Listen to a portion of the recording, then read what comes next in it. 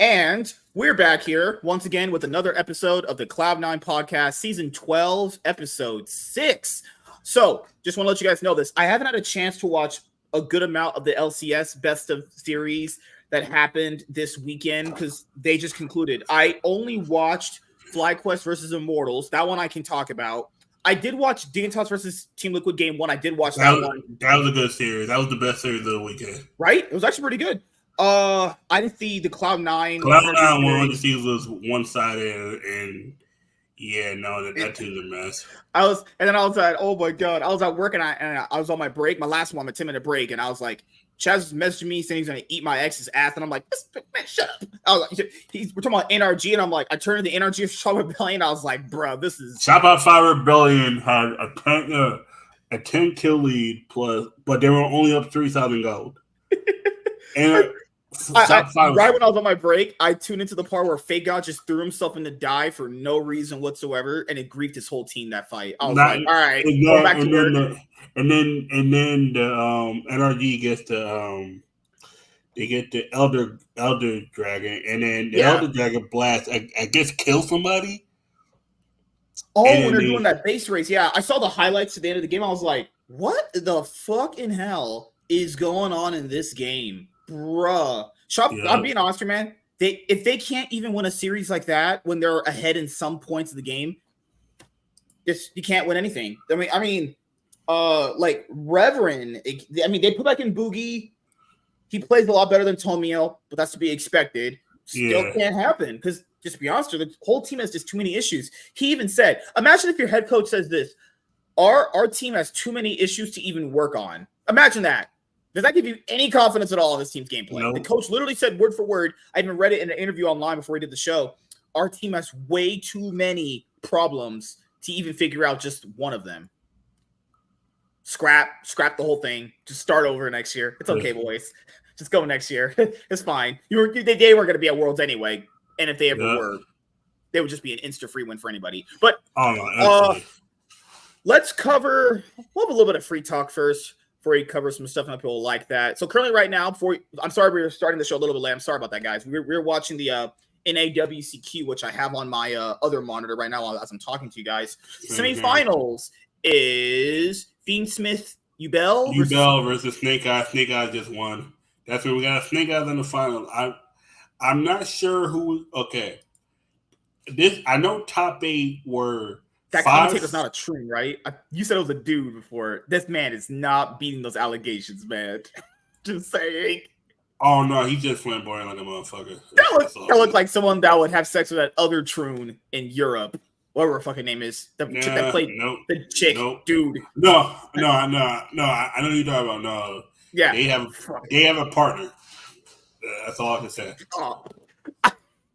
Because I don't know what they are. That's the part. That's why I say partner, because then I can't even specify. They look like dudes.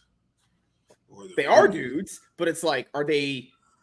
It's like, and then you start rationalizing that in your brain. You're just like, all right, I'm heading the fuck out. That SpongeBob meme, I know you don't like SpongeBob, but that one where he's like, I'm head out. Yeah, no, that's me. That's me every time I come in and someone says, "Yo, nah, fuck that." I need this. I was like, all right, I'm gonna head out. Like, or someone yell, "Yo, where the bitch at?" I was like, "Yep, I'm gonna head out. Thank you. I'm gonna grab. You know what I do. I already got my food wrapped up in some. I'm not gonna lie, man. The moment I start seeing some shady people walking to a restaurant, pack my food up, I'm out. I'm like, I ain't even dealing with this right now. Yeah, because people be asking me, "Oh, do you just do it with black people?" No, I do it with white people too. I do it with everybody. Have you ever been to the store and some shady motherfucker like white guy with tattoos comes in? Oh yeah. I'm gonna tell you this. When I'm at a party, it's black and Hispanics, depending on the neighborhood, or white people. Mm-hmm. When I go to the store, it's anybody who's looking around, who's looking up and down, but not really looking around. They're looking around. They're looking at the surveillance camera. I was like, okay, because tattoos don't be shit. I've realized tattoos don't be shit. I seen the motherfucker rob a store, and that motherfucker was clean cut, looking like a shooter. Looked like the motherfucking kid that tried to take out Trump. I was like, this motherfucker. And then because to me, it's someone who got their head down just muttering and stuff. I'm like, I'm pointing to the security. Oh, watch this dude right here. Watch him. I trust me. You know, the time I've seen too many motherfuckers in the mall who look like the dude that tried to take a shot at Trump. You know, every time I seen the motherfucker just muttering himself with a trench coat, and I'm looking at them, I'm like, yo, we all gotta keep a surveillance. We gotta keep a good distance from him, just in case you want to start, because you don't know, and people don't understand. It comes in all ethnicity. Black people are going to be the most obvious. They the loudest, and they usually going to have a certain smell, weed, or tell to them. Hispanics, they're obvious to a certain degree. Most of them got tattoos, or then most of them got a certain cut, or they never look like they smile. They always look like they got a knife on them. White people are the hardest ones to trust because it's usually a trench coat, or is this usually this motherfucker? No, it's usually for I guess our area. Usually it's these weird skinny motherfuckers that you could tell are doing mad heroin. Same here. Like the guy that was in Sandy Hook. I know about 5 people like him. Like I'm looking at them every time. I'm like, definitely. He's like, oh, I'm going to the outdoor section. Look, nope, gotta go. That's where they got the rifles at. I'm out of there.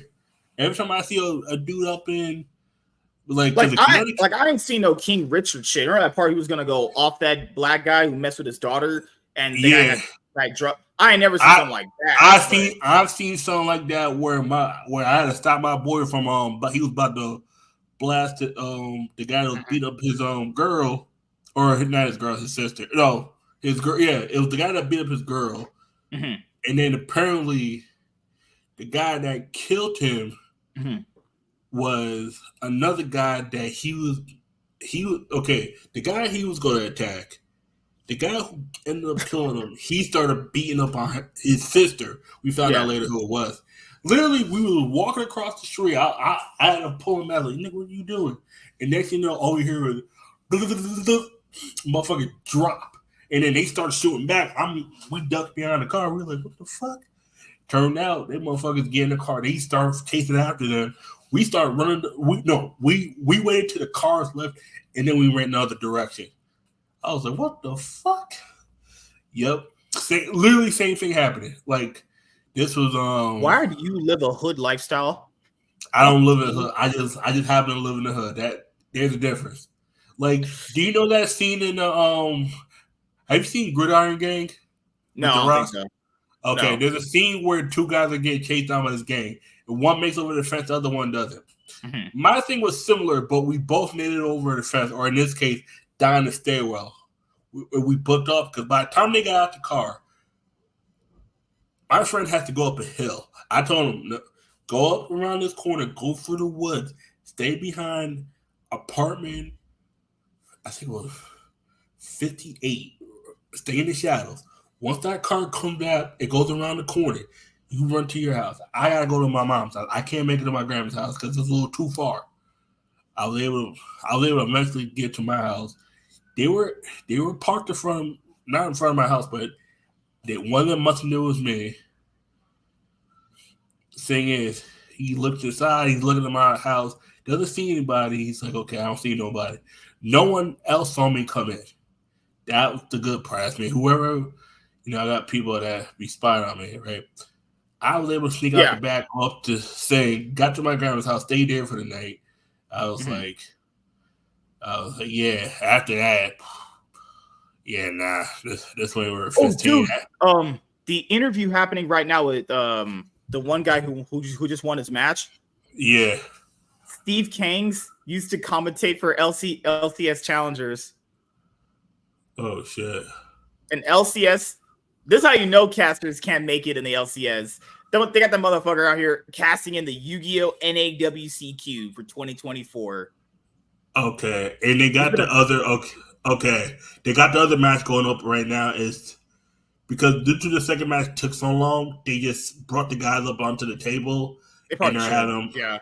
It's probably late as hell. It's because 11 hours ago. Holy shit! Because Michael T, the guy that's on the right, Michael T.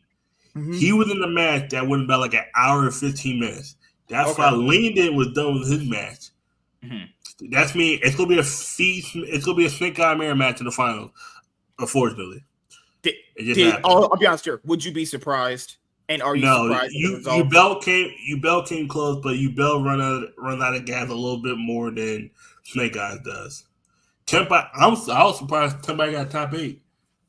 I was happy with it. Tenpai got top 8. I was kind of rooting for him to get top 4, but I gotta know what's gonna happen. The other thing we'll talk about before we get to the league stuff is remember how back when the UDS were dropping, remember those UDS tournaments? Remember how there was like these rumors about that motherfuckers would pay for deck profiles. Yeah, I was so blown away by that. I was like, really, people would willingly fork over cash for a YouTube video. Yeah, because I mean, if they're able to get use that for content, and you got people who got eyes on it, yeah. I mean, if that shit peaks at like I don't know how good deck profiles do on now these days, but back then those kind of profiles would do like what 6K, 8K views, 6-8 to 10K depending on the channel and the deck profile. Is that really worth paying money for? Like it depends on how much you're paying. You gotta realize a lot of these people got jobs. Or family that got money. It's like imagine making $25,000 a month on your YouTube channel because you do a shit ton of videos, and then you pay somebody $500 for a deck profile. It's probably not that, but just think about it. Think about it. Like some of these people are like, will take $100, or I know some people that was like, oh, can you give me like 20? Can you give me $20 and a ride to the airport? Oh, okay. Yeah. Like because the guy. because the guy. Bucks, yeah. The guy at top 4, Marshall, he missed his flight today because he didn't think he was gonna get top 4. And Connecticut flights, if he's living in New Haven, both airports are about an hour apart. If you go to Bradley, that's an hour drive straight down. If you go to New York City, that's almost a 2-hour drive, because you got to realize where I live in Connecticut. It's about 50 minutes south of New Haven and 55 minutes north of New York City. That's me. If you're driving from New York City to where I'm at, that's about an hour, depending on traffic. Traffic is always going to be disgusting. New Haven, another 50 minutes after that. That's me.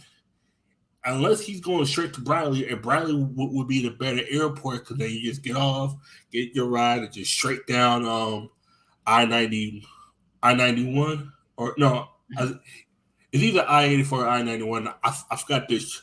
I forgot the. Let me look up the highway. Did you like the tournament so far for the event? I thought it was pretty fun. It was nice. Yeah. They changed some of the overlays. I'll say this, casting's got a lot better now that they brought on MSC.TV. I think he's like the best guy they've ever brought on for doing it. Yeah, I know. Technical plays just so well. Oh, Kamal Crooks was there. I remember I was watching him play. He was 11-2. Yeah, he made top 32. Guys. Yeah, he wasn't even gonna play like Monarchs back in the day because he was like, I don't like no bricks.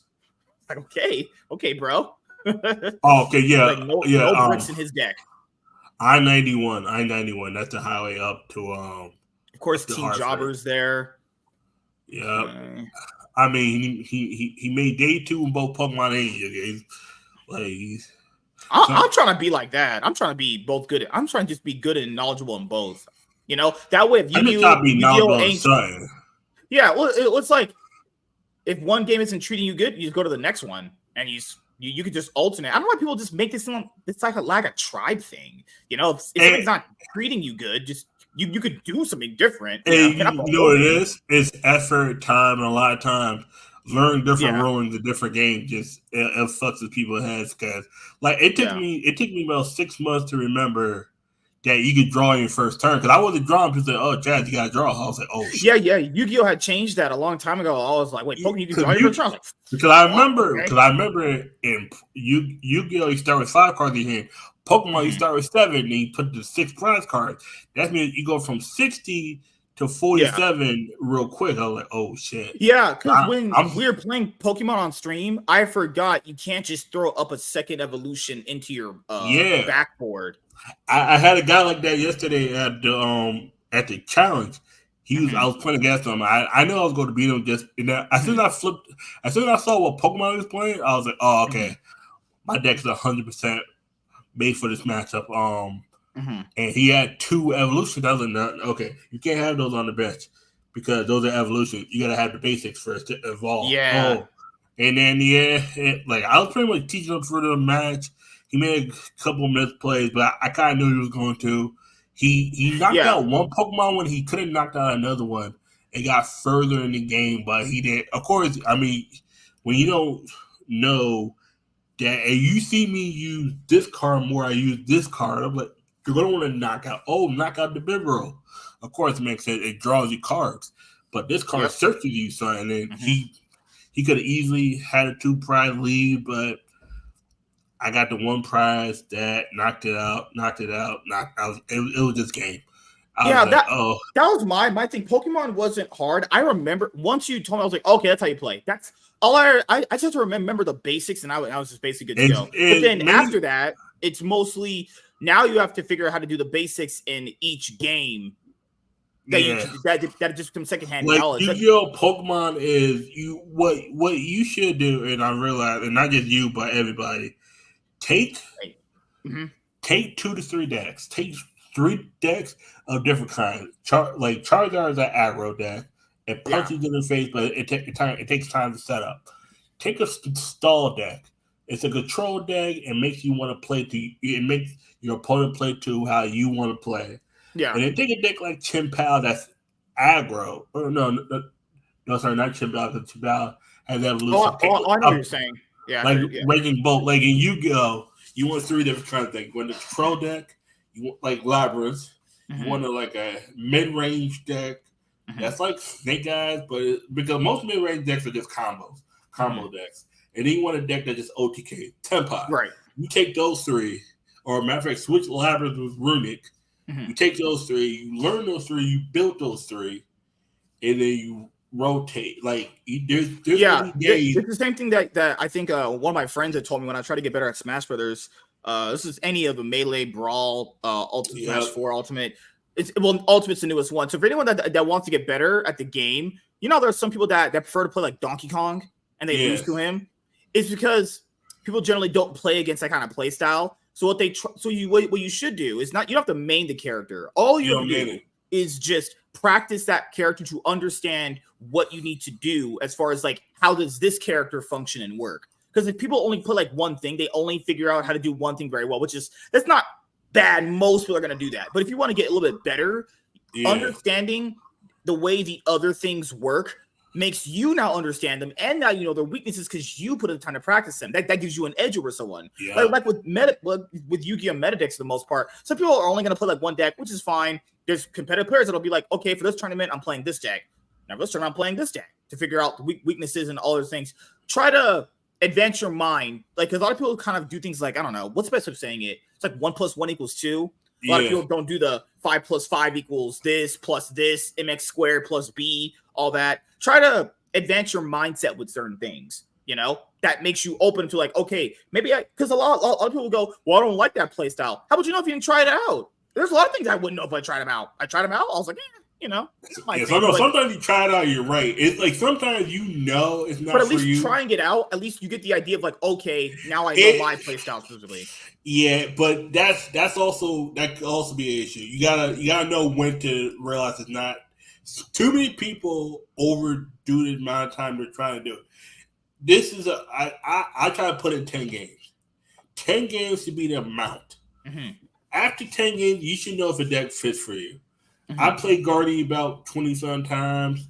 I like playing it, but I'll never bring it to a tournament. I don't feel like I have the skill expression enough to play at that level. It's like it was Lugia. Lugia is very easy, but I don't have the patience. It's one of those decks where it breaks and it's like, fuck. Because you need a deck, even when it breaks, you don't get tilted. Because a lot of times people play brick deck that they're so used to it being consistent that they never play when it breaks. And then eventually, once you play a deck that breaks, like and heavy decks go to brick just because of what I guess another piece of advice before you get to League after this is people don't understand, not every situation you're going to have, even with a primary deck you're going to be playing with trading card games, is going to always be in an advantageous position. A lot of people have this mindset where if they're not playing in a winning position, that means they think they're losing, which means they don't play out the winning situation. Obviously, there are some scenarios where you're not going to win anyway, but if you can play out when you're losing in a situation to eventually win, you will understand much more things about how to, I don't know, technical play. There's just so many things, because I would imagine like if you break, you're gonna be like, well, this is terrible. But then again, if you draw one more card, makes your hand stronger, then you start popping off. It teaches you, what's that word? Resilience, they say. Resilience and patience. Yeah. Sometimes you're not always like just like in League, you're not always gonna be in winning positions. Sometimes you gotta know to take it slow when your opponent's having bad, you're having bad. Sometimes you gotta be like, you know what? Okay, my opponent's playing bad too. Let me just stall out for a minute, and let me be able to. I started the worst fucking Pokemon. All right, let's go into League of Legends stuff. I know you guys are here for that. I always like to talk about some trading card game stuff, and obviously Nationals going on right now. Their second match in top 4, so this is going to decide the finals, obviously. So we're going to have a Snake Eyes mirror match.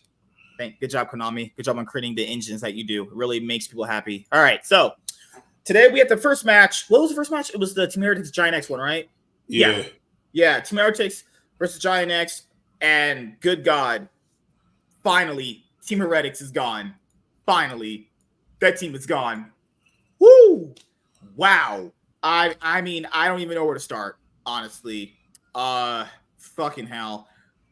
Wonder stepped up a little bit today when he was playing Aatrox. I remember that. And there was the other few games where he didn't obviously have that big of an impact, but Jankos tried to make things happen consistently. It just wasn't syncing up with him and Trimby. And this is the problem with this roster that has been a problem with this roster for a while. It's like they are just never, ever on the same page. There was a fight in game 3 at the Dragon spot where they tried to go in, and it was not a good fight at all. And then basically at that point just gave the game over.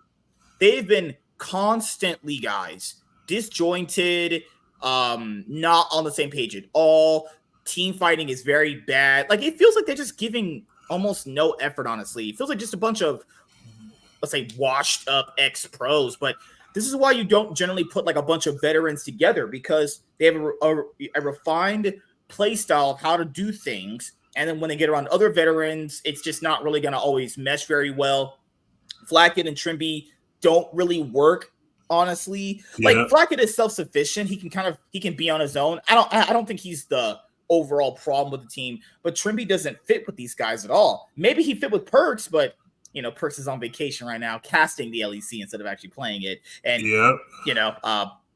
judging from Perks' gameplay, I would probably not have him either. But Zyru just not really been it. He has he won a lane at all in a while? He's just been turbo griefing it. I don't believe so. What was the last lane that he won? I don't know. He was losing like consistently a lot. Just been getting ass gaped constantly. So yeah, that's kind of it with Team Heretics. Their season is over, right? Their season's done. Yep. What do you think they do? Who's the players you think they keep going into 2025? Honestly, I don't know who. I really don't know who you should keep. Maybe you just kind of scrap the whole thing. This you keep one player, you keep this kind of, I guess you could say, feeling around, honestly. Because if you guys know, last year they had some really, really questionable decisions. And then I remember they had Evi last year. It's crazy how that Evi Vetio roster was a lot more closer to getting to Worlds than this one. And even and both rosters had Jankos on there, but you have it with, and we had Peter Dunn. That didn't work out with him. Then you had this year where they try to go with Perks, and we got the boys back together. That didn't work, actually. It's just not good. I really honestly don't know who they keep. It looks like that decision where they chose to get rid of Perks when they just got Trimby, and whatever happened with Perks and that team manager they have just kind of ruined everything. Maybe Trimby and Perks were the reasons why the team was functioning, because you need a functional carry for someone to play through. YuGiOh can carry, but this isn't, right now we're in a mage jungler meta, so it's really hard to make that kind of like a mega hard carry. Wonder hasn't really carried anything for a very long time except like a bunch of L's. So, that's not really going to work, honestly. And plus, he's, outside of a few games here and there these last couple of years, he's just not that same kind of player anymore. Like I said before, Zyru, whatever the fuck his name is, doesn't matter. He's just an instant walking liable L. He's about as Frescowie. Like, him and Frescowie are the same player, honestly, at this point. Like, are they not? I'm just saying, Frescowie and him are terrible, absolute dog shit. And yeah, I really don't know what they do at this point. It doesn't feel like anybody even cares if they're even in the LEC. People in their Twitter post, they did a Twitter post, they're like, well, the usual org thing, our year's over, we'll see you next year, thank you for the support, all the fans. Do you think Team Heretics has any fans? No, I don't think so. That's the one thing I hate that the casters do. They're like, even in the LCS too, they're like, IMT, what do you guys, if you're fans of IMT, think? IMT has fans? That's crazy. That's actually insane, because that's not true. People are saying, like, sell the LEC spot. People are talking in the Lenin language. Un de descargo perdido por feature a juguetes rotos. I don't know. This man's rapping right there. That man's spitting bars. Holy shit. We should have Lenin support Team Heretics. You think I could convince her to do it? No, you can probably get her to occur. That too, but man, you can probably convince her to support our side. This is her org. She's Spanish. The hashtag Vámonos Heretics. She's Mexican. He's Spanish, but she's Mexican. That's she understands their language. Oh, God. She does, but she. In the comment section, one of the motherfuckers is like, "Don't worry, guys, you got it next season." Bruh, no, it would take a long time for an org like this to win. I'll be honest here. Extrano avetio evi quien diera? I don't know. It's just saying some taco language. It's just all in rap. God damn. They do a lot of Spanish fans. I will give them that. But yeah. Imagine that. 2 Spanish. Oh, that is crazy. Both of the Spanish orgs lost today. Team Heretics and Mad Lions. Both Spanish orgs out. OUT. Yep. Well, Heretics is fully finished. Did they say on broadcast, can Mad Lions make season finals, or they're no, they're in season finals, I believe. Okay, that's crazy. That is actually insane, given how horrible they played today. Yep, that's fucking hell, man. Oh, more! Can't wait to watch Mad Lions play again. Can't wait for that. Let's go. Oh God, but yeah, that's pretty much it with Team Heretics. Just an awful team, honestly. And you think like Trimby, Yankos, and Wonder, this should be the shit. No, it's not. Yeah. It's actually it's literal shit. It's not the shit. It's just literal shit. Reminds me of like sometimes these hyped up like basketball rosters. They come in, you're like, man, that should really work. And you're like, oh, wow, this really doesn't work. This is actually just not good. And then weeks go on, the depression starts sitting in, man. You're like, oh, this is all bad, actually. Do you think that's gonna happen with the Mavericks when Clay Thompson comes in? I believe so. I think it could happen. That'd be nuts. It's very possible. I mean, he's not the same player he was that people think. People think he's still like that 4-time champion. It's like, I don't know about that. It could work. Obviously, different. What's it saying? A different scenery might cause something or whatever. But yeah. Then all these players in this org need a different scenery because they are just not good. And I'll give it to Giant X. Whenever they were basically down and out, they did clutch it up and get it done. I will give them that. But I don't really have that much faith in them, honestly. Like, is anybody really hyped in Giant X? Because who are they facing tomorrow? No, they're playing on Tuesday because G2 Fnatic play tomorrow. So that would mean that GX is facing. Who's GX facing? GX is gonna face, I think, BDS. Yeah, right. Yep. Yeah. GX is gonna face BDS, and K Corp is gonna face SK. Okay, so that's where we're gonna be at. What a bunch of fucking shit shows we have here. All right. But yeah, that's it on Team Heretics. I think just what Chad said is right too. Just just scrap this whole thing. I don't know who you keep. Keep like one player and then kind of just sell them off. I don't know who's buying Wonder's contract. I don't know who you keep.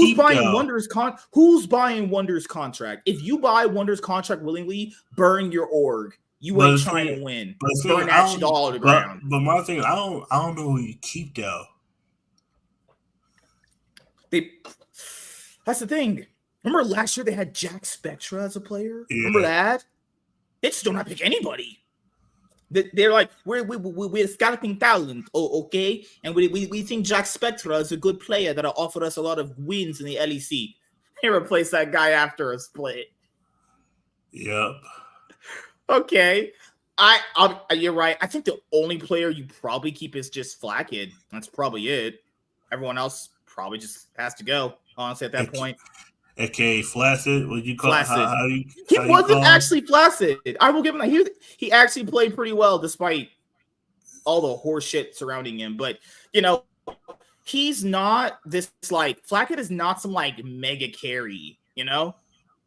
Flaccid is not like upset. Flaccid is not like Hansama with lead. Basically, Flaccid with the lead just kind of doesn't really mean anything. Honestly, Flaccid with the lead is basically just Patrick. Honestly. Oh shit. All right. So let's go to the series today, which is the match of the week. Mad Lions Koi versus Carmine Corp. I don't even know, honestly.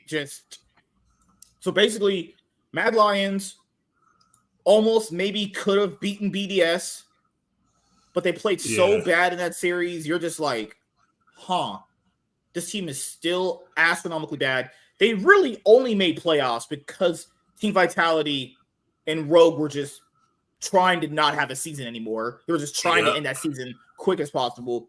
Mad Lions get into the playoffs. They play probably one of the worst best of series ever against BDS. That was just criminal. That might actually be one of the worst series I've ever watched. I'm not even kidding. Honestly, it was ass. Then they play today, and you're thinking like, if they can fight BDS on an even level like that, they could probably beat Carmine Corp. Because Carmine Corp got Astro gapped by fucking G2. You're like, this could probably work for them. Nope. Not even close. They're just bad. They're just actually just awful. This is the Mad Lions that has been in the split the entire time. And this guy was like, well, Mad Lions, they did well in winter. Actually, if you look at the context of winter, factor this in for winter. BDS, the head coach striker, benched Adam because he was being a piece of shit, being a little fuck boy, and they brought in Genax, who also isn't good, and they gave them also a less shot at winning. And to be fair, it did get to 5 games, and that also didn't work out for them. Mad Lions got a chance to make the winter split finals. Then in the spring split, they essentially you started really seeing the cracks in the roster. The gameplay is really not working out for this team. Everything is bad. Setups, objectives, team fighting. It's just not working. Like all the lanes are just basically auto losing constantly. And then you get to this split where it got so bad, guys. They literally had to win every single game to make playoffs. And yeah, they clutched it out when it mattered and they won every single game. But then you get to the BDS series. We saw how that went. Then we see today where they just dude, Merwin. Did you see a game where he picked Nico top and they just did nothing? I saw that. What is the point of picking that stuff if you are not going to do anything with it? The point of picking stuff like that is to neutralize Renekton and then kind of, push him in, dive him, get the turret down. He just picked Nico top for I don't really know what reason other than to just, hey, I can play different stuff. All right, dude, cool. Fred Scowie doesn't count as a mid laner. He's just walking shit. He doesn't count at anything. You might as well be playing 4v5. That guy is straight ass. You got super out here getting caught out on every goddamn thing. Oh, I'm the best ADC in LEC. You sure about that? He did that in winter. Remember the winter playoffs, the winter finals he made? Remember in playoffs he was constantly getting caught out? Constantly. he's not ever not got caught out. He'll always try to push an advantage where he doesn't need to, overextending, dying constantly. Alvaro just looks like he just completely fell off. I don't know where that winner split, Alvaro and this one are like just night and day different. What happened?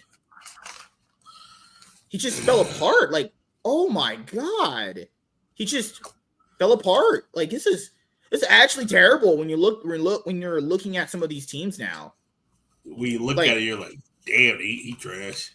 This is just. I'm sorry, guys. The Mad Lions is bad. Like, and keep in mind, YuGiOh wanted this roster. He didn't like the way Niski played. He didn't like playing with Hylissang. He didn't like playing with Karzi anymore. So Ibai bought a stake in Mad Lions. Mad Lions coy them. Ibai's like, you're my best buddy. Who do you want as your amigos? You got a chance to choose all his amigos.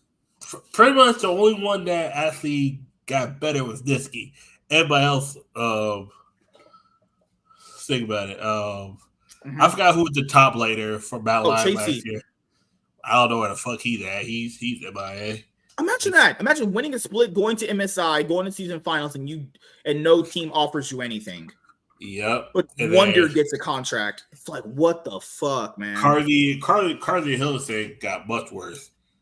Karzi's still good. Yeah. Hylissang, I'm not gonna waste breath on that. Not even gonna touch that. Yeah, that. Oh, did you see the Euphoria episode where Mac he came on and he talked about the mindset when having Hylissang? This man had the ball and nerve to say that they had world's aspirations.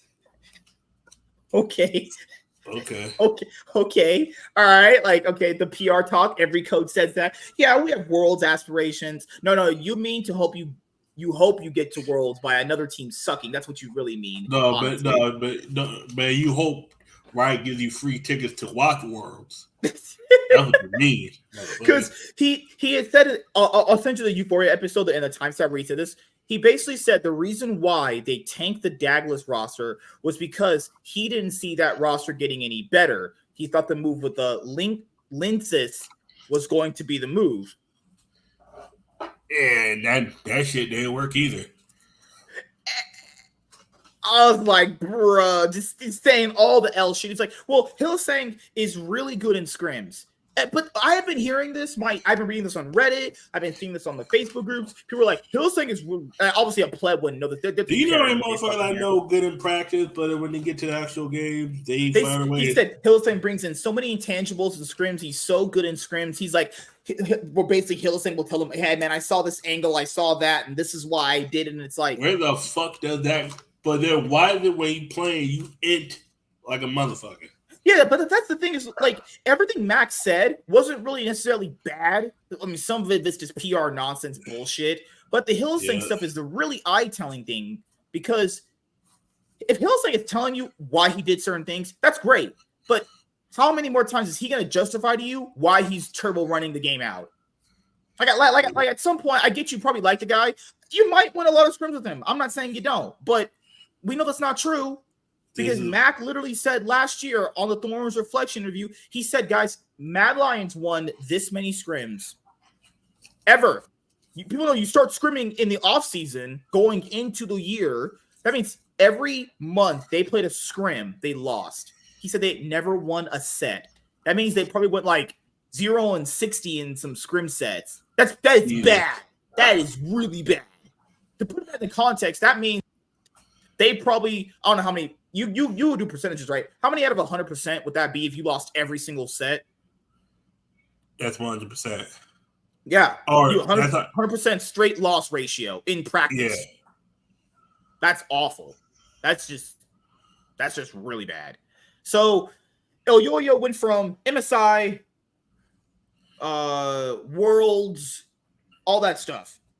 And to be fair, they might still make Worlds. I mean, I really doubt it, honestly. Yeah. But just to end up with this, like, I don't know why he didn't like playing with Chasey. Chasey's much better than what Alvaro's been showing.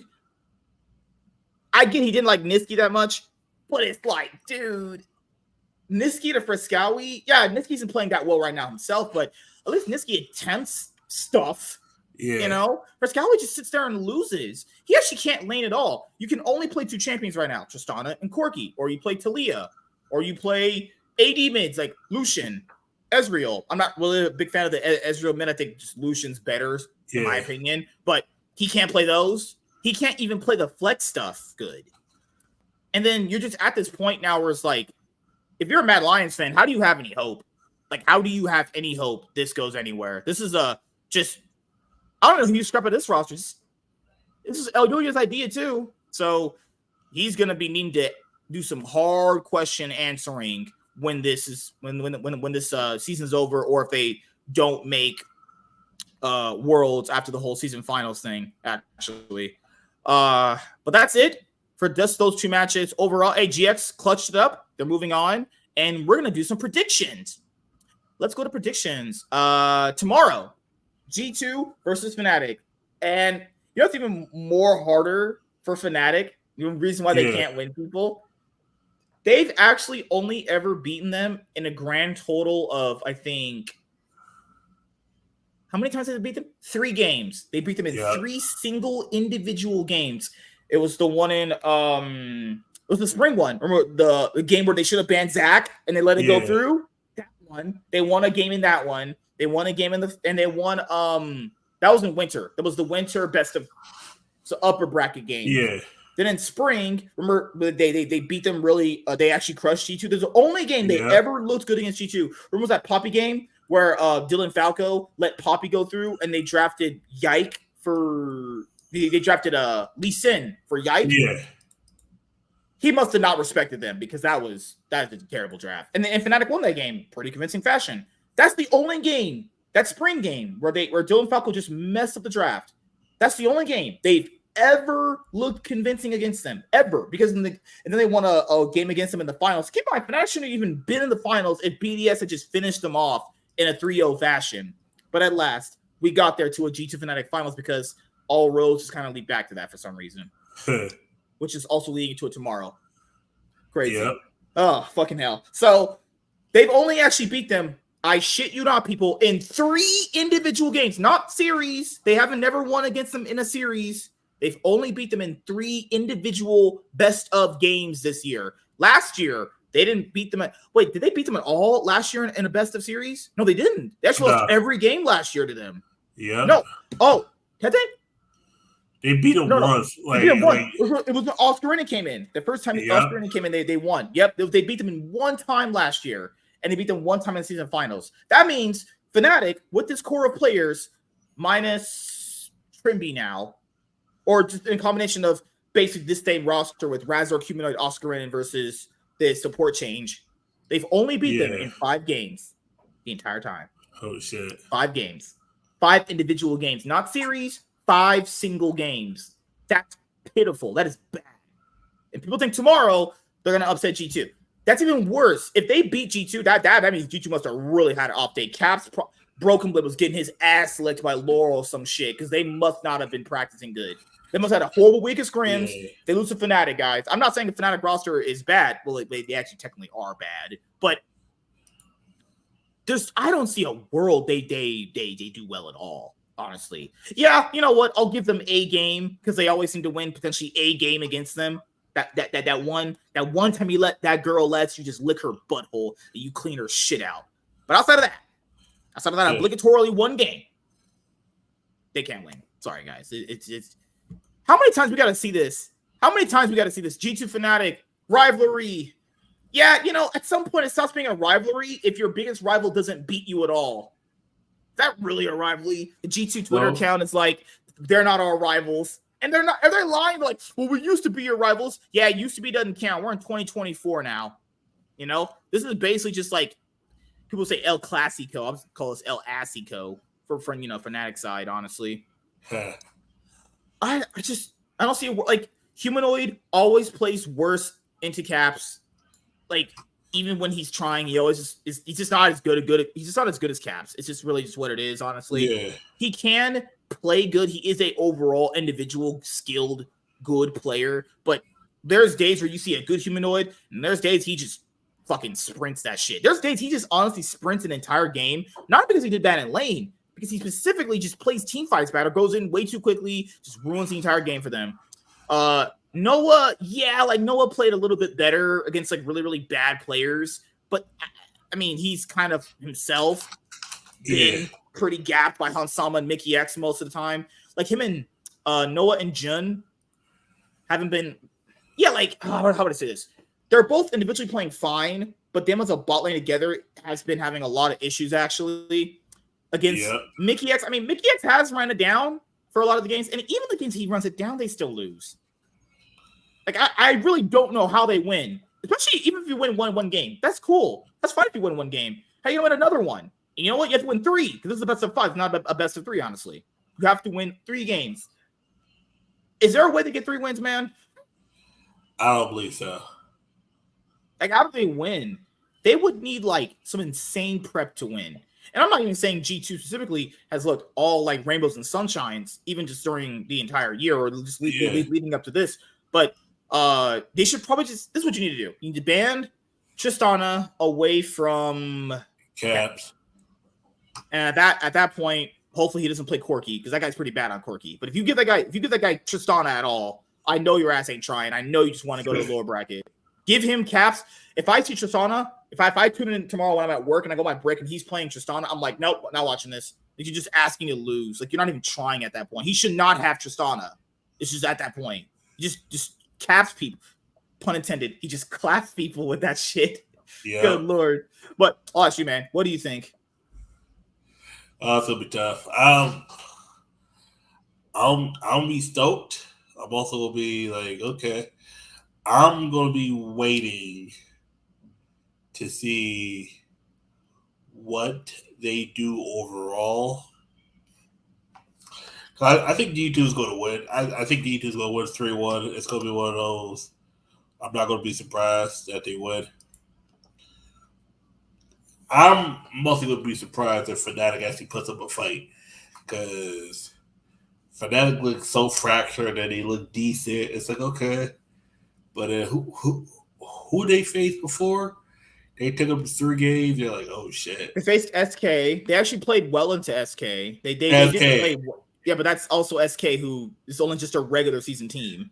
You know. Yeah, it was the team before them that they GX. They had a tough time against GX. Honestly, Razork and Humanoid synergy was actually even worse than it usually is, which is surprising, honestly. And you know what? And you know what Razork has said in some of the Fnatic Legends in Action episodes. He was like, "Hey man, I'm just dizzy on the map. Yeah, well, he's about to be super dizzy after that series tomorrow. He's about to be confused as fuck. Hey man, we came into the studio and we lost in 2 hours. Now we're going home. Oh shit! I'm sorry, everyone. If I'm being too harsh with Fnatic, I'm not. I actually don't care. They're not gonna win. Sorry. And here, hypothetically, if we live in a world where they do win, every team in that lower bracket is screwed. Who has to get to the season finals? Keep in mind, if G2 ends up on the bracket where they're next to Karmine Corp, they are so screwed. Their season's done. Karmine Corp have to get to that 3rd place lower bracket match to keep their season alive. If G2 lose to Fnatic, that means that if they end up facing Karmine Corp, they're screwed.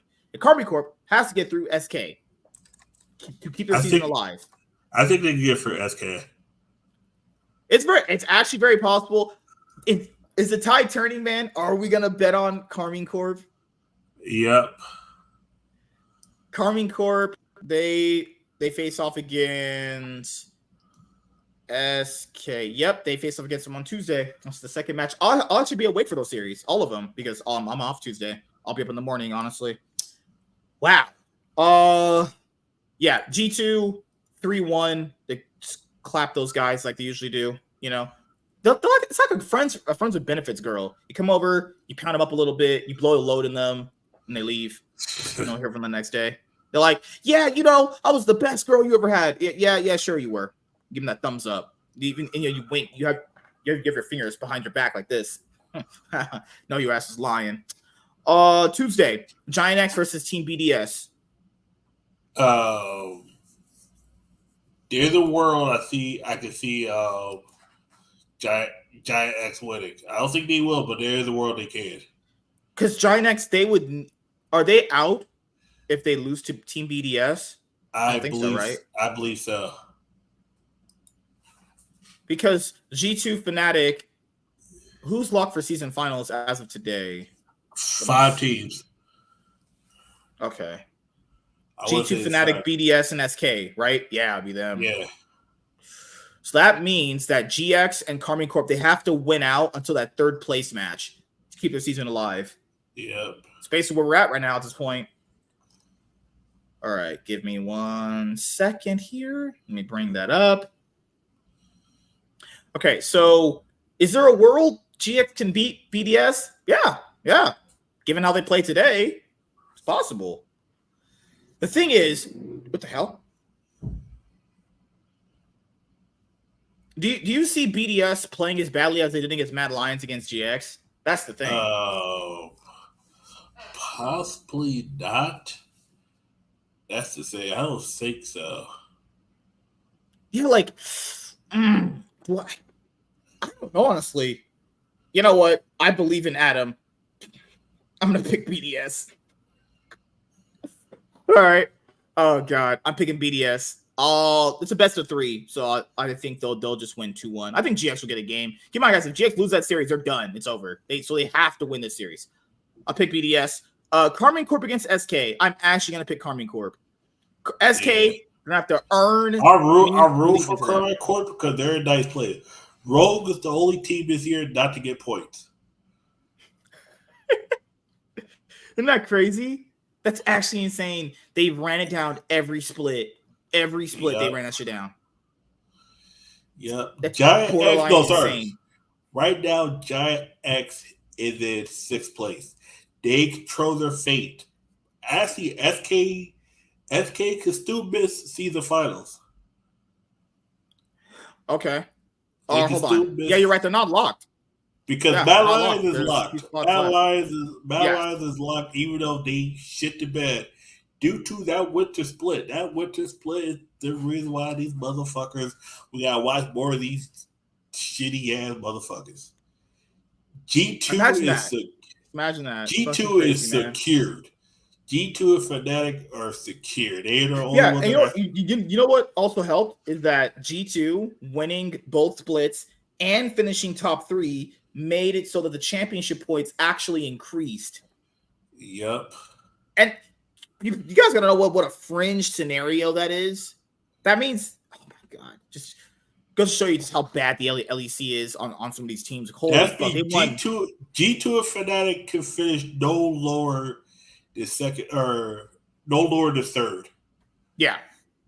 Because they can finish no lower than 3rd. That's mean they're locked in for top 2 or top 3. If G2 win tomorrow, as we're doing this episode today, they win tomorrow, they're already in finals. So this is upper bracket semi-finals. Yeah, that's mean they're guaranteed 2nd place no matter what. Yeah. And Fnatic, they have to fight for it. And we know it's going to happen too. I can't wait for all the crying from the Fnatic fans. BDS is locked in. Mad Lions is locked in. The teams that remain left in the playoffs are... There's 2 slots left. And they can only go to one of those 3. BDS, SK, Giant X, and Karmine Corp are the 4 teams left. Yeah, and BDS is already locked, so they only need 2 more slots. So you need basically... There's 3 teams fighting for 2. This is how it is. SK win, they're in. If Giant X win, they're in. Karmine Corp's the only one that has to go further. They literally have to get to that 3rd place match. They have to get to that. That is the minimum. That means they have to win not only that they won today, they have to win 3 best of 5s. Oh, sorry, best of series. They have to win 3 best of 3s. They beat Mad Lions today. They beat SK. All right, got to do one more time. Yep. Karmine Corp got the hardest. SK is desperate too because SK, they have to win. SK has to win too. Yeah, that's crazy. If Karmine wins, I think they'll still have less points. Yeah, they'll still have less points than SK.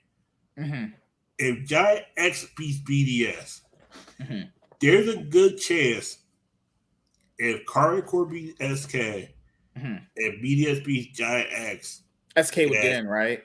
Yeah, they'll get in. And now come down. Yeah. A lot is riding on Tuesday. Yeah, there's a lot of fates Giant X has to win out. Karma Corp has to win out. Giant X just has to win one game, one series, and they're done. Yeah. And they knock out Karma Corp.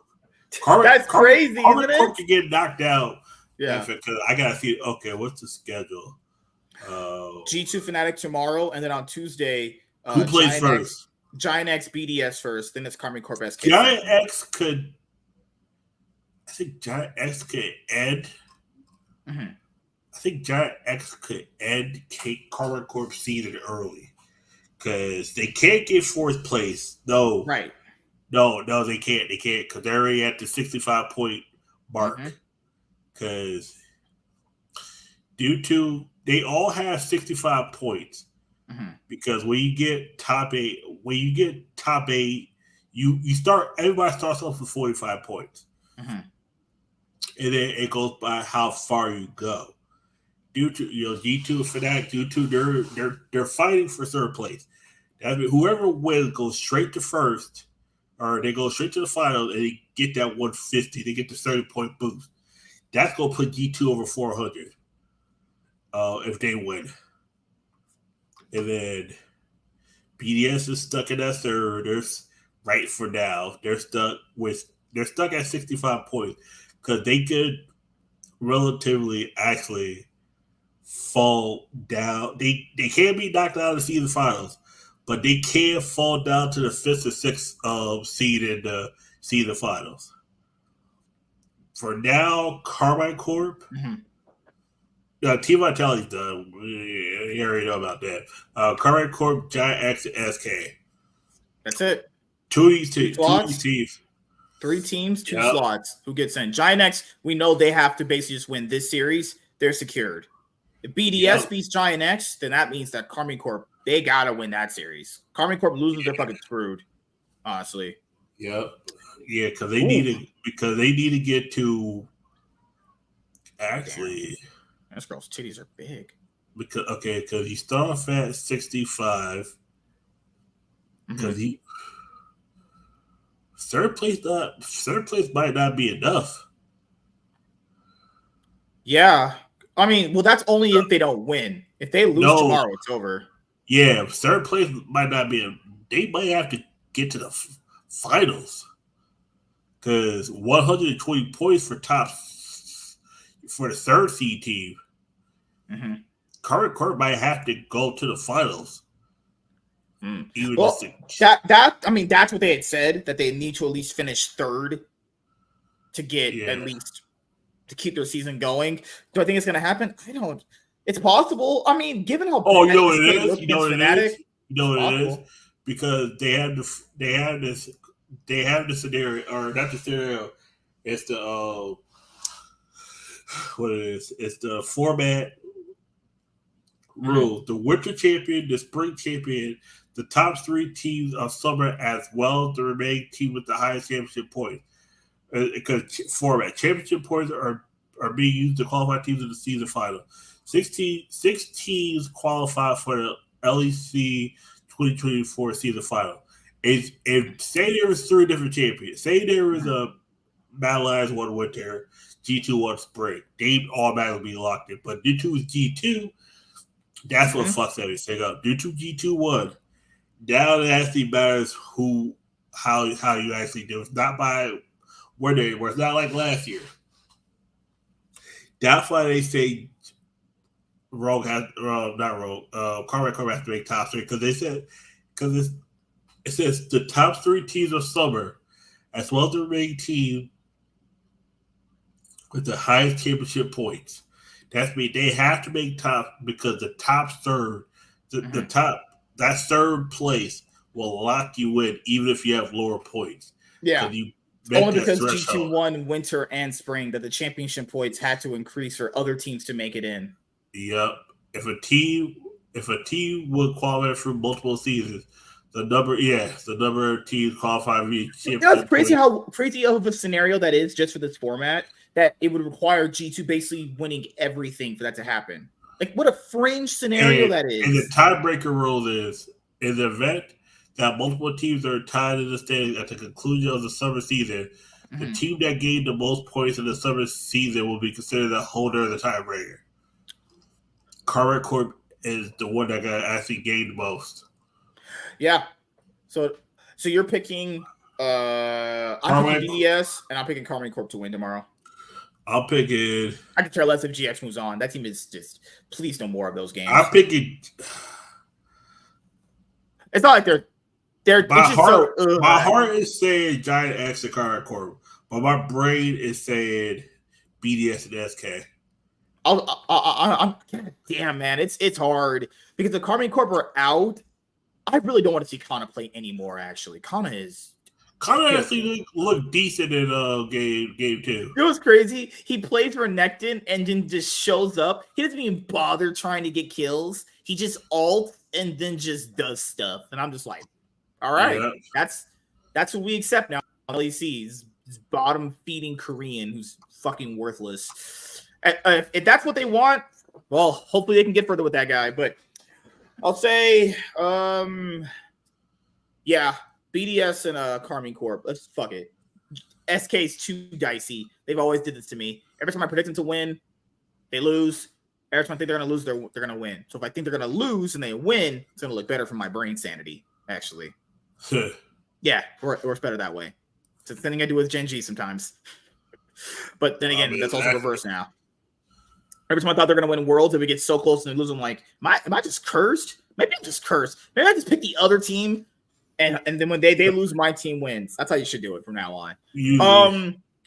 So let's I don't have too much time. We have about a good 5 minutes. We'll do a little LCS talk. I did watch the one series in full, the FlyQuest versus IMT series. You know what's crazy about IMT? They don't look good standing wise. They don't. Yeah. I will say this. The actual gameplay is not that bad. They've made things a lot more closer. But that's the problem, though, man. How would you view that as a coach? Like, your team is powering to be the bottom. You are the bottom. But in the actual games, not the standings, in the actual games, it's not that bad, and it looks way closer than it should be. But then it doesn't even matter at that point. The games are closer. You're not even winning or putting any dubs on the board. It does matter because you gotta find. You are improving. Yeah, right. What you gotta do is find the weakest link. You gotta get them out of there. Because sometimes it might be that, and it might not be the worst technical player. It might be the worst player by mood, attitude. Yeah. They need a player to play through. That's what they need. It feels like they want to play through tactical, but tactical's not the guy to be that person. He is like play out a game. He is, but the issue is. They know if they get him out early, nobody else is showing up. This girl's doing some squats. That should look great. That's the issue, okay? If they know that they can take him out early in the fight, nobody else is going to be able to do anything. Yeah, because remember what the stats are for them? Basically, if Tactical's ahead, they win. If he's not, they lose. Exactly. But Tactical's not like, how Upset was playing. Karmine Corp did? That's the reason why Karmine Corp won today. They were like, you know what? Upset had a basket. He wasn't upset. He was happy about this one. Eggs, that basket. Yeah. So they did. Karmine Corp just went, fuck it. Upset carry us to win. And then maybe Vlad. What's the name? Vladdy. They have Vladdy. Jack is GX. And Vladdy, do whatever. That's it. That's literally their team. Vladdy, do whatever. And then Upset, you just carry us. Carry us plebs to fucking victory. Man went undefeated on Kaisa. Deathless on Kaisa today.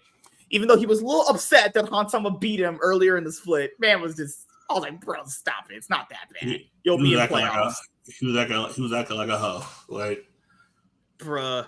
I think that's what. But IMT doesn't have it like them because Tactical is not what Upset is. Tactical is not himself like a hard carry ADC. Or is he?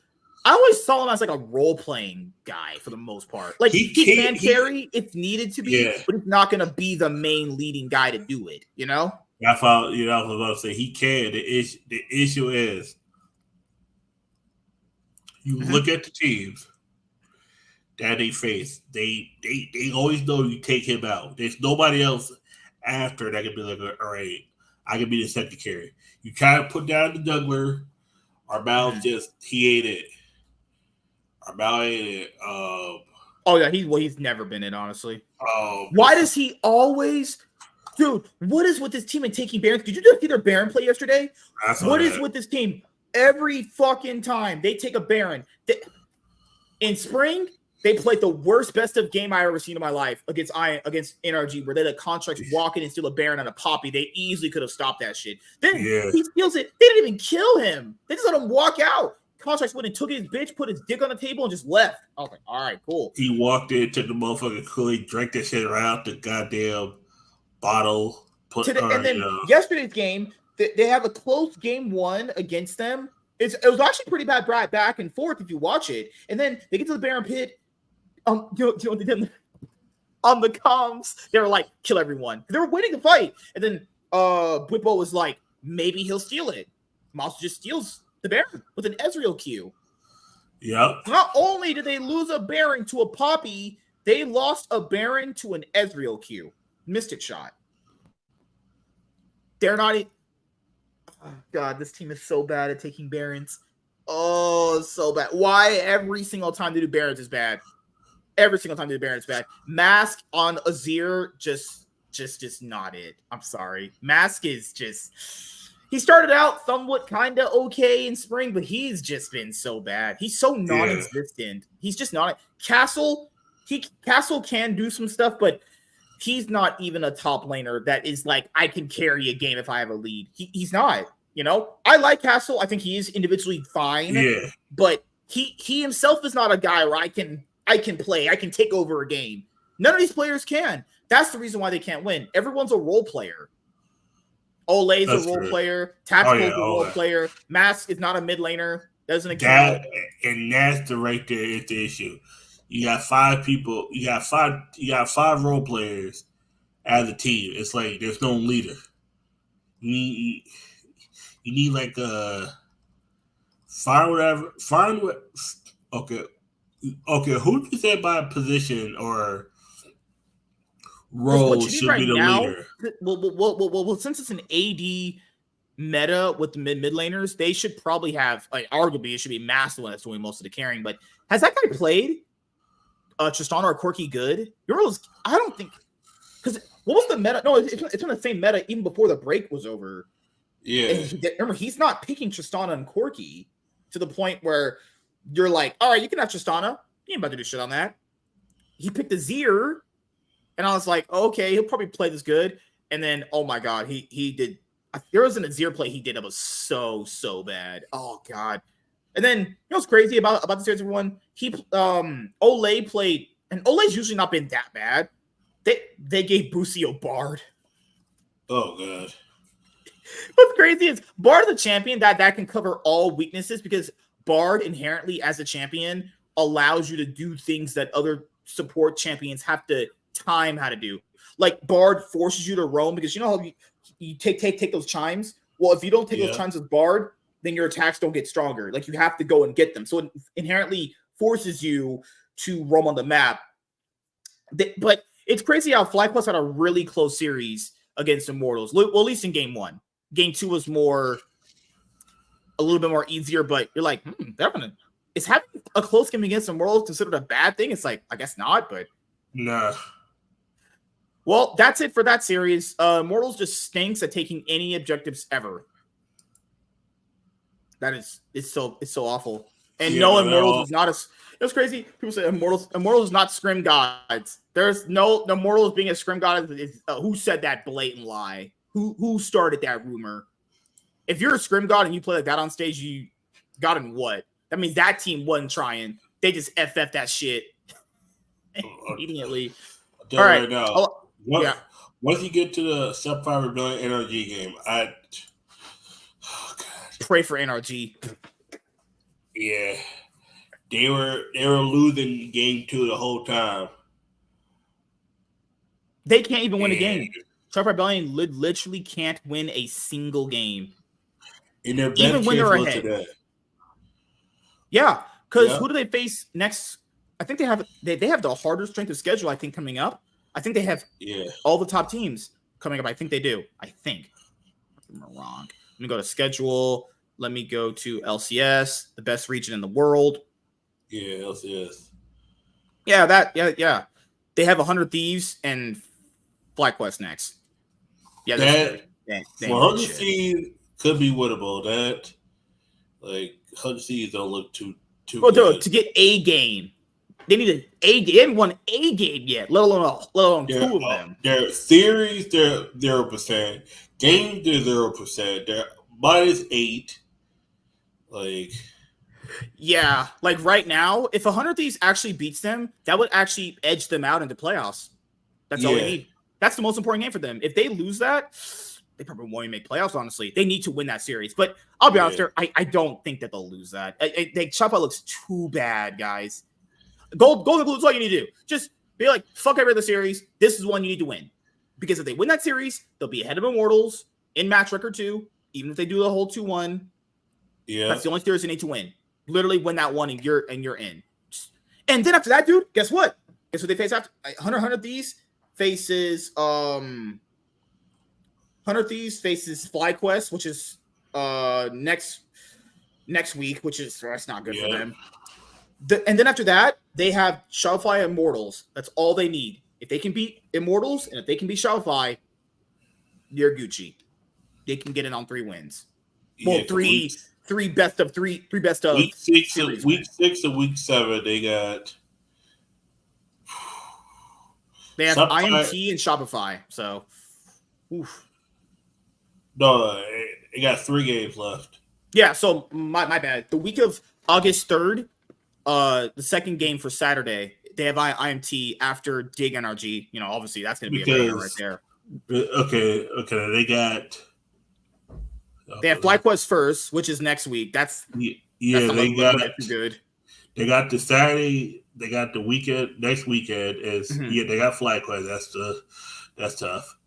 100 Seeds IMT. Hopefully, 100 Seeds should have the easiest schedule. They have the easiest strength of schedule after that, because after that, Shopify Rebellion. Shopify has Dig, Fly, and then you guys. Yeah, that's it. IMT is they got us, Team Liquid, and Dig. Oof, man. Cloud9 got the toughest schedule. Yeah, not Team Liquid, Fly. NRG. Fuck. Yep. Oof. Hard. I mean, outside of maybe NRG, FlyQuest and Team Liquid will for sure be hard teams. Cloud9 had. Isn't that fucked? Isn't that kind of fucked? Your team has the easiest in the schedule, mine has the hardest one. God damn. Fucking hell. That's what happens when we beat all the teams at the beginning. Yeah, to be fair, it does kind of benefit having the strongest teams at the beginning. That way your schedule gets a little bit easier. God damn. Yeah. Well, do you have anything you want to shield to the audience before we head out, actually? Nah, I'm doing the market watch right now. Okay. I'm about to record it. It's gonna be the new set that just came out. But I'm gonna look over 10 cards that have like the most impactful cards for the weekend. Just go over that, talk about them, and that's it. Should have it up. How many videos do you think you're gonna be uploading this week coming up? Like what, 3 max maybe? Yeah, max is 3. I would say 2. Okay. There's gonna be 2 mark watches. Okay. One the Infinite Forbidden one, and the second one is gonna be it's 3. No, it's 3. Because I might push the mark right back to Tuesday. I'm gonna try to do a video on Indita D won. I don't know how to say the guy's name. He won NAWCQ. That's me. Yeah. Snake Eyes was NAWCQ. What a surprise. 3 in the top 4. 3 I swear, some people have like permanent shocked Pikachu face. That's the best Pikachu meme ever. 3 in the top 4, 5 in the top 8. Your tips are nice. Fiend Smith took up 87% of the top cut or top 8. They took all 4 spots in the top 4 and finals. Fiend Smith, just you Bell and Snake Eyes because they all play the same way. Like, yeah, it's just crazy. All right. What else? I think you're gonna be on. I think potentially later on tonight, or if not, we're gonna do. I mean, that's totally up to you because I'll be here. Okay, yeah, because I can't be giving you no more clout. You're already sucking it off too much. God damn, you're trying to suck off my ex too. I'm trying to get her to suck me off. Trying to put her nope, that's me. What I'm gonna swap her out. I'm gonna body snatch that bitch like Captain Ginyu did to Goku. Remember? You're the weird motherfucker. I'm about to make you come. Gay. Gay. Gay. Oh God. All right, man. It's not Tuesday.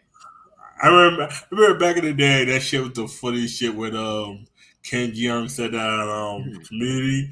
The guy said something. He said, "Gay, you do that shit now? Oh my God!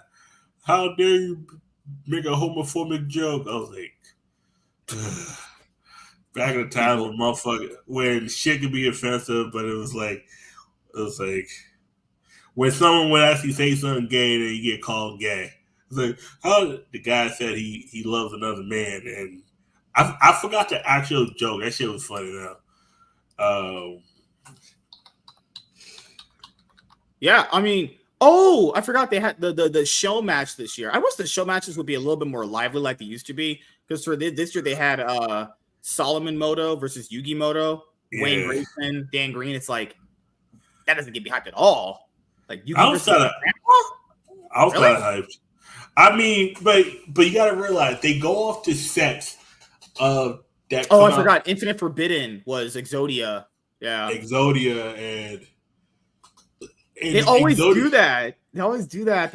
Man. Okay, matter of fact, that might be something we talk about today. I can look up the sets and we can look up because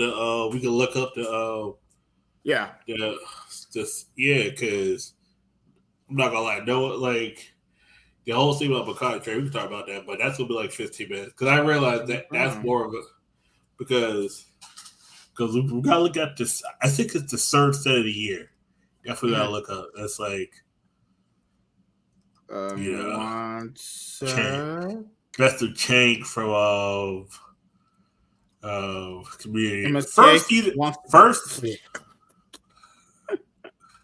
Oh God. Yeah, WD, he out there. I'm trying to get sucked off by Leonard. He want to do some weird shit for. I was like, nigga, I'm trying to have Leonard play technical, but for birthday. Yeah, me too. Eat my ass. Hell no, she ain't touching you. You're black. The fuck? Nigga, you black too, nigga. I'm white. What are you talking about? I'm a white black man. Yo, shut the fuck up. Oh shit. I'm trying to take Leonard's virginity for a birthday. Yes. Nope, can't have that. I'm gonna put it back in her. What's wrong with you? I'm just like, Merry Christmas. Here's my cock. Oh my God. Hey man, you gotta give her that ring around a rosy with your tongue. Ring around the rosy pussy full of cum. Ew. That's a taco. That's a taco you're talking about. Hey, man, I'm she was trying to get me to dance, and I was like, bro, there's a lot of El Yoyas right in this party. Trust me. I'd have been dancing, and then her mom danced with her too. I was like, bruh. I would have been dancing with the mama too. I would have like come back that ass on a nigga real quick, you know. Oh my God. All right. Bounce that ass on the dick real quick. Girl. Shit, man. All right. But color dancing? I don't know. When I was there, Lennon danced with the some of the older guys there. Then another guy got there. And you ain't do no dancing? She was being mad thirsty. Oh my God. Mad thirsty. My face would have been in them tits. I'd have been she'd been a mad thirsty. She'd been a mad thirsty thought. I was like, damn. I would have been sucking on them titties. Nope. Show charger for your titties. Nope. I would have been like, roundhouse to the face. Show Chaz blink your titties. Nope. I would have showed you mine. And my ass. Yo, WZ, clip this. You don't get this nigga, man. Yo, me, you gonna drive to his house and ski bass. screaming "Thug Life" and just I know I don't have trap doors in here. Where you going into my dungeon? Nigga, I'm gonna wait till you come out, for work and then snatch your ass and leave you in the desert, butt naked, waiting for the coyotes to eat you. Come on, nigga. I'm just saying, if you leave me naked around women, they're about to be destroying me. And I'm about to leave you naked around some coyotes. What do you mean? Like, why are you doing that? I mean, like, man, fuck off.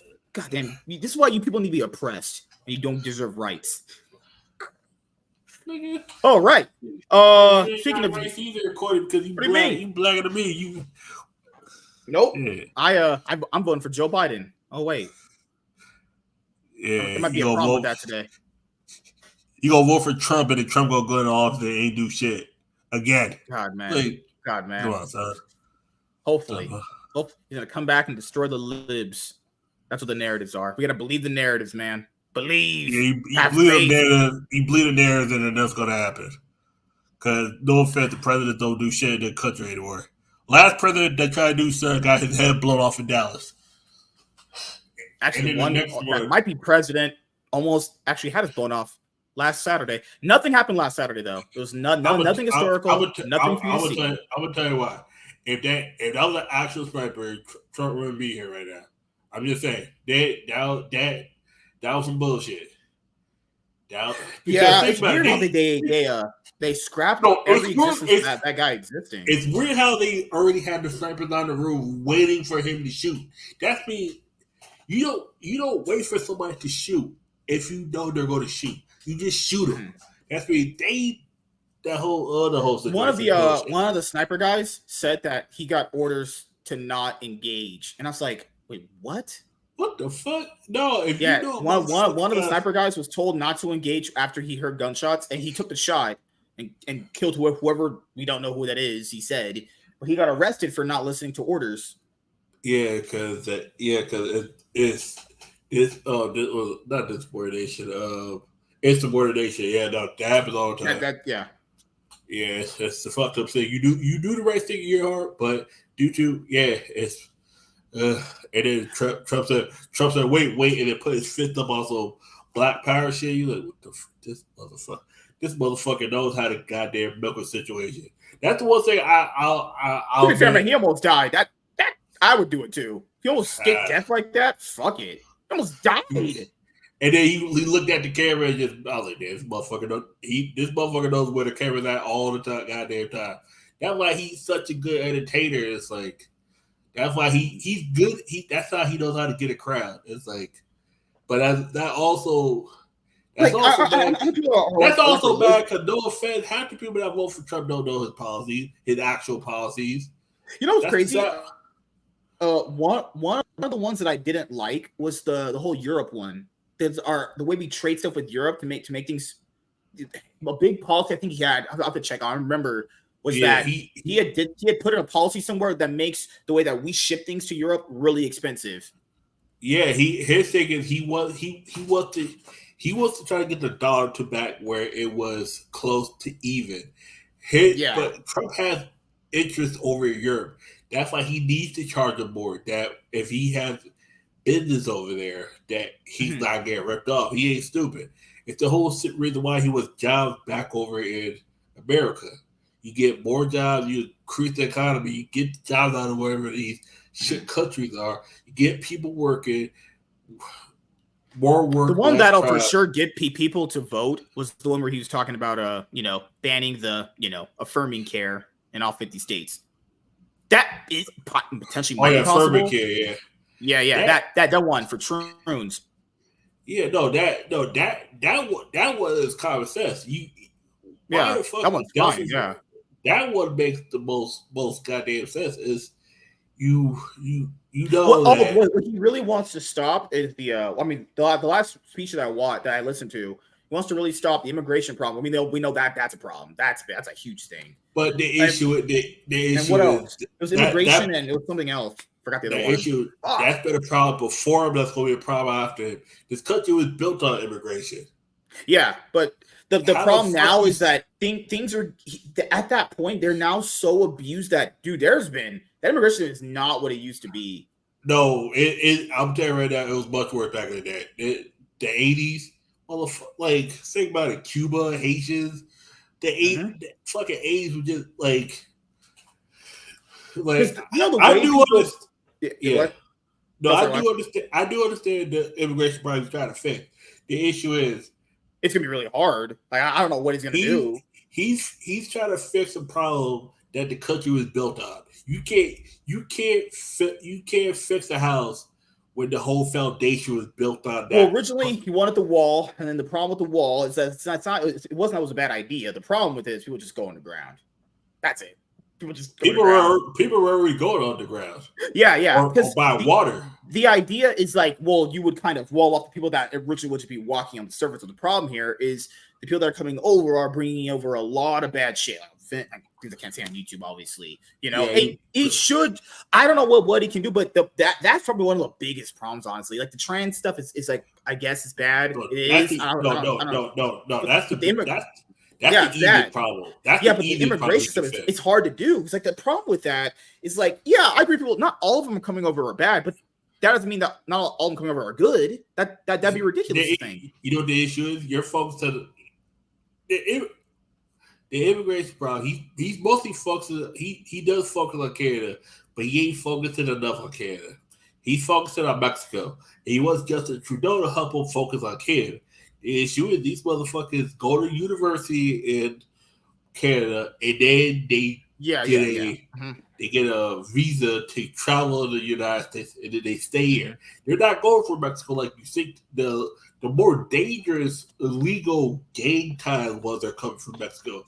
Those are the ones I agree. You need to get them motherfuckers. Mexico for sure. Did you see that video where Texas had that big problem with the Supreme Court? They're like, if you don't do anything, well, I am, and they built their own gate. And then after they got down one of them, I swear like 100 of motherfuckers, maybe more, tried to scout to get to the next one, but the next one's obviously bigger and they have like guards and everything. They couldn't get through. They actually need to get that fixed. It's actually getting to a point where it's getting really bad. Like, I don't mind people come over, dude. I really don't. But I think people need to get out of that mindset where it's like, oh, they're all coming over for a better life. Actually, they don't, because a lot of them don't even like America. They don't absolve any values we have. They're chanting death to America in a lot of places. Like, it's so weird how people just think all of them are just good people and they're upsetting citizens. Because if you look at, because a lot of people, non-Mexicans are coming from America. Most of them the ones you said are true. They're coming over. They're the ones bringing all those all that fentanyl shit. They're bringing illegal substances over. Mm-hmm. Half of them are escaping life over there because they know if they stay over there, they get murked. But then a lot of them are like, think about, there's a college student that got, you've been in New York recently, remember? Yeah. They actually, in New York, if you're an immigrant, you come over there, free housing, free debit cards. No, like, why would they not come over here? Like, not just from their point of view, they didn't get shit everywhere they live. That's not just New York. That's most of. Oh no! I was saying, like, which is why wouldn't you, as an immigrant, be like, free housing, free shit, no bills? New York is like that. Connecticut, it's easier to be an immigrant from another country and get housing than my black ass who's been here since '91, American born, but due to all black, when people say, "Oh, black people don't have it hard," you're a fucking idiot. You're a fucking idiot because you're right that it is democratic states that fuck it up. You put a Republican in and nothing gets done.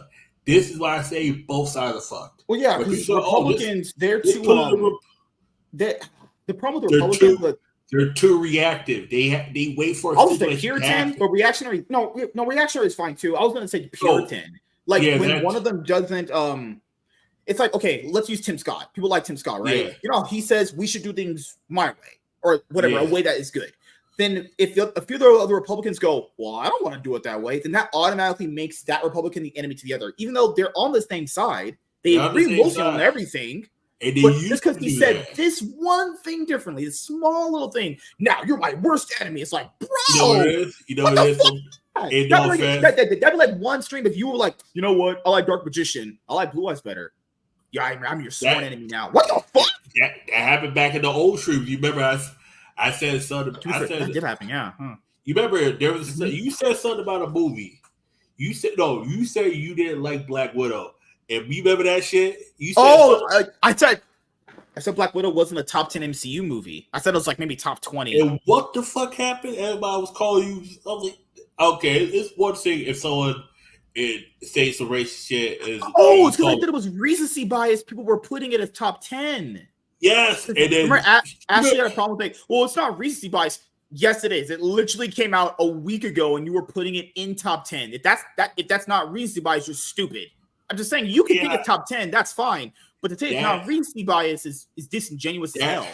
That's the issue I got with Connecticut. The Republicans over here, they reaction. They wait for something to happen before it's like they don't think in their mind something can happen. They have to wait for it. Like the whole gun. They think gun law.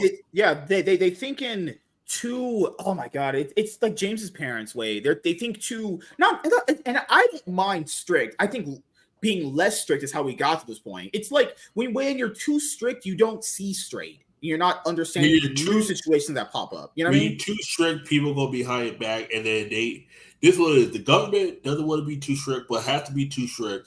But they also want money from everything.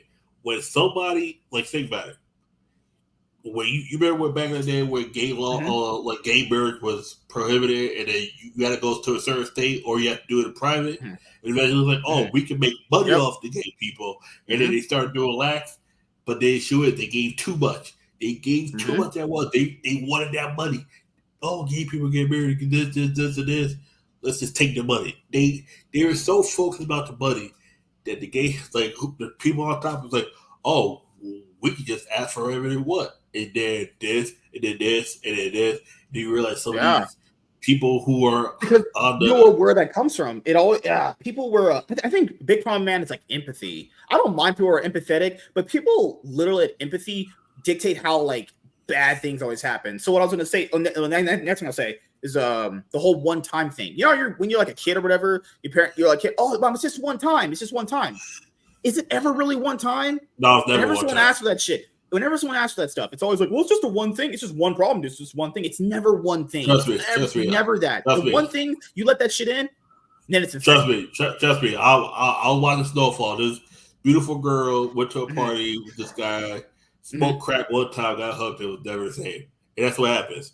It's like, think about back in the day. No, that's what happens. Sometimes you give a motherfucker a goddamn itch, and the gay people say, oh, okay, we'll make it that, you know, like marriage can be legal, but you have to have this, and this, and all that. And then the minute they made it, and they waited for Obama to get in office, made it legal in all 50 states eventually, and goddamn, the gay people, the LGBT community, went everything that they ever wanted. They went and just fucking got it in a goddamn heartbeat. And it was like, some of this shit's just weird. It's like, oh, but, and then you realize and what makes it worse is the goddamn allies. But we gotta worry about the trans kids. The fuck? If one of your Republicans said that, they might actually. Oh no! It's the Democrats, but then it's the God. No, you know what it is? You know what? What was his name? Henry. What's up, buddy? How you doing, man? Henry? Yeah. You still doing your the Mighty Morphin stuff? Actually, we'll have to talk very soon, man. I was watching that, dude. Oh my god, all the goddamn dudes. Just hit me up. We should do a one-on-one very soon. All right, remember last time I told you we were gonna do I was moving. Last time I think we talked, I moved. No, that's when I just moved. I've been watching. Henry be having some long ass videos, but Henry, I told you, Destiny, a motherfucker. I told you, Destiny, a weirdo. That man eating other dudes' mayonnaise out of girls' vaginas. That's gross. Did I say earlier that's some cuck shit? And his girl's a hoe. I bet told you that. That was his ex. That wasn't his girlfriend. He did it to his ex. That wasn't his wife he did that for. Imagine not doing that for your wife. If you do that for your wife, I guess that's whatever. But if you do that for a random bitch you don't know, that's a weird. This man, for a ex woman he doesn't even care for anymore, 8 special liquids. He ate a man's special juice out of her wet area. That happened with a girl of mine. I remember I had to bust in a girl one time by accident, but she had a boyfriend. Doesn't tell me. Oh yeah, he loves to eat my pussy. I was like, you had me come inside you that he. if this motherfucker find out who I am, he gonna murk me. You know that, right? Thank You God saw he the never text? found that. Yeah, man, he's just been going insane. Like fuck that guy, man. He was like the one because we gotta head out because Selena's waiting for me. Honestly, that's one we gotta go. But I'll be live in like 5 more minutes anyway. He had said that basically if his mom had went to that rally and she had got murked, he wouldn't care because she's a Republican conservative. Like, that's your own mother, bro. You only get one of those. He said he wouldn't care if his own mom got murked. Nah, nope. That's when nope. There's lines you gotta draw at shit like that. No, fuck that. All because you disagree politically. Because he's part of the mob. He doesn't care about his own mom to the point where he wouldn't care if she got murked because she believes different politics. If she's a Trump fan, she's the op. It's the whole thing. If she's not part of the what you call the left woke liberal Biden cult. Progressives. They're called progressives, remember? That too. Progressive, but they're going backwards. Progressive, but they're going backwards because they destructives. Yeah, that too. This whole country is destructive. Like, think about it. If you're not part of the progressive, you're the ops. Mm-hmm. It doesn't matter. Oh, I don't care. My mama if she's not with me, she's the ops. Would your mom hit you if she had heard you say some shit like that? Nah, she probably just look at me weird. It's like, you all right? Maybe your aunt will probably hit you like, child, what the hell? Oh no, okay. If you're saying okay, are you saying I'm talking like she would actually be outraged, like that black woman outraged. If you heard you say some shit like that. Okay, no, when Dusty said that if my mom died, murked that. Oh no, she beat the fuck out of me. That should be. My dad heard that. Oh my god! If my dad heard that, I probably burped. But more likely, said about their own mom. Remember, this is all because they disagreed on politics. At the end of the day, he wouldn't care if his mom died. What a piece of shit! What a horrible person. Because in his deluded ass mind, due to she is not a progressive, she's the ops. There's another take before we go. Just one last one. I gotta. Some Selena's waiting. The white girl waiting on me because I'm rich and successful and good looking and charismatic. Yeah, okay, but she did a video with me first. All right. Oh, okay. All right. God, she did one with me first, but I couldn't release it because she was just so. But mine came out first. That's me. I would. Mine couldn't come out. She was choking too hard. I was like, this bitch is just straight up choking. Oh, trust me. Guess who else gonna be choking, and I'll be here first. Nope. Imagine telling someone 10 years ago that we would. Sorry. Imagine telling someone 10 years ago that we would just argue about politics all day. Not sports, not music, not art, sex, or food. Just argue about politics with strangers all day. I will say this. Sports quality got worse. Music quality definitely got worse. That is not even debatable. Music quality sucked for the last 10 years. Art, that's subjective depending on what you consider art. Sex? People talk about sex pretty often. We talk about sex in this show. Food is so-so. It's worse. It also would lean towards worse. Music for sure has gotten worse in the last 10 years. Music sucks now for the most part. But then again, I have enough music for my lifetime, so I'm good. All right. Thank you guys for checking out this episode of the fucking buttholes. Thank you guys. My brain ain't working. Thank you guys for checking out this episode of the Cloud9 podcast. We will be back here on. No, we can't come back this Thursday. We can't. That's Deadpool Wolverine. Oh fuck. I'll have to figure out if I'm going to an early showing or I'll try to go to an early showing. Do you want to do a Wednesday then? If you can't fill that spot. We probably have to. We're probably gonna have to. It might have to be Wednesday. Because think about it. I'm way too tired after the movie. Because the only thing I'll have in my head is that movie to think about for the review. Oh, you're right. We have to do a Wednesday. Yeah. I'm not sure what I'm watching. It might be Friday. I'm trying. Yeah, you're right. We have to do it. Yeah, you're right. We got to do it Wednesday. Yeah. So what time on Wednesday are you free? Same time. We'll just do 7. The same thing then. Yeah. Because I have Wait, we can't do it Wednesday. That's the day I'm leaving. Remember, I'm going out of town to Gabe's party with Nerdrotic, with Lennon and Carla. Oh, Jesus Christ. Okay, man. so we'll do it.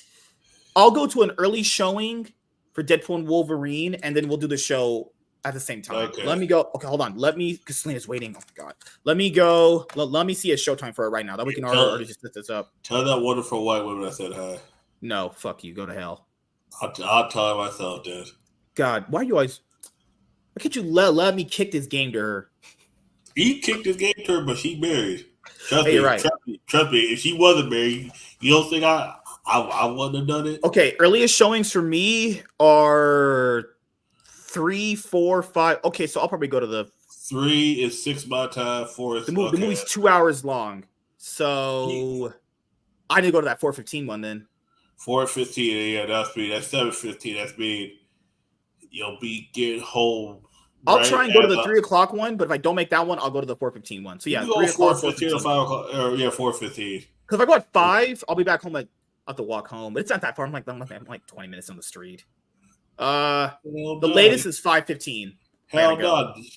There's niggas outside. Yeah. How you be saying that? Hell no, there's niggas outside. You can't be walking out by yourself. It's actually not black in this area. No, it is black people. They're like on that. They're like on that side. Crackheads are down that area. Crackheads are fucking weird, dude.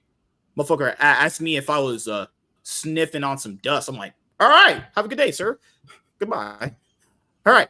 So thank you guys for checking out this episode of the Cloud9 podcast. Subscribe to the channel if you have not already. Leave a like on this video.